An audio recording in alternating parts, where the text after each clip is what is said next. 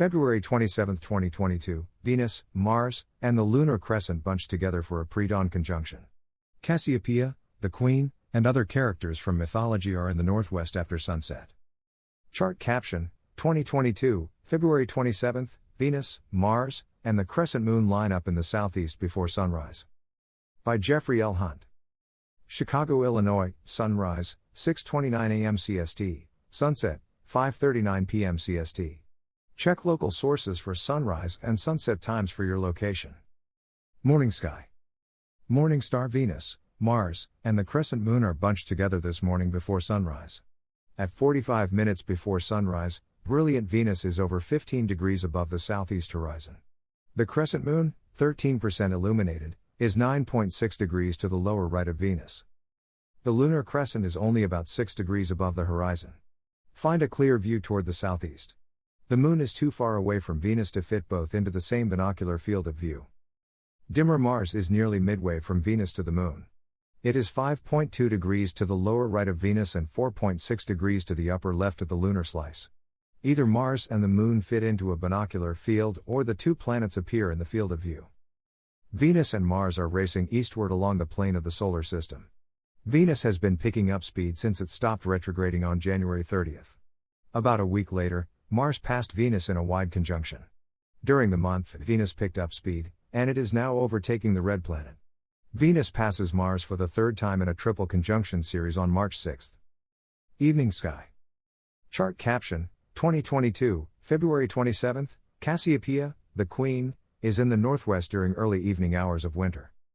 Cassiopeia, the queen, is another circumpolar constellation, one that never sets. During the winter months, she starts the evening in the northwest. The pattern resembles a W or an M depending on the time of night it is viewed. In mythology, Cassiopeia's vanity initiated the events leading to the Perseus, Andromeda, Medusa story.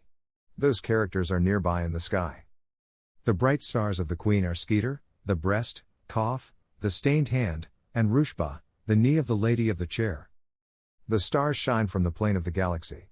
On clear, moonless nights away from city and suburban outdoor lights, that plane, the Milky Way, can be seen arching across the sky. Photo caption, the double cluster in Perseus as from a sky survey at the upper left and the close-up from the Hubble SAS telescope. Credits, ground-based image, digitized sky survey, DSS, Hubble image, NASA, ESA, and SK Sertano, Space Telescope Science Institute, processing, Gladys Kober, NASA/Catholic University of America. Above Cassiopeia and formerly part of Perseus, two open star clusters are visible. They are slightly brighter than the threshold of our eyes, making them difficult to see from lighted areas. The view is accented by a binocular. They spill out of the view of a telescope's eyepiece. The clusters happen to be along the same line of sight and far apart in space. Their name is commonly known as the double cluster, although the name seems to have modern origins. Two other stars of Perseus are visible, Rafak and Algol. Rafak, the elbow of the Pleiades, is the brightest of the constellation. Algol, the demon's head, represents the severed head of the Medusa that Perseus is holding in astronomical art. The star varies in brightness about every 3 days from a second star that blocks the light of the main star in the system. At brightest, it is about the same as those in the Big Dipper, falling to the brightness of the stars in the Pleiades at its dimmest. Andromeda is nearby, with its great galaxy, appearing to Andromeda's lower left. It is frequently known as Messier 31 or M31.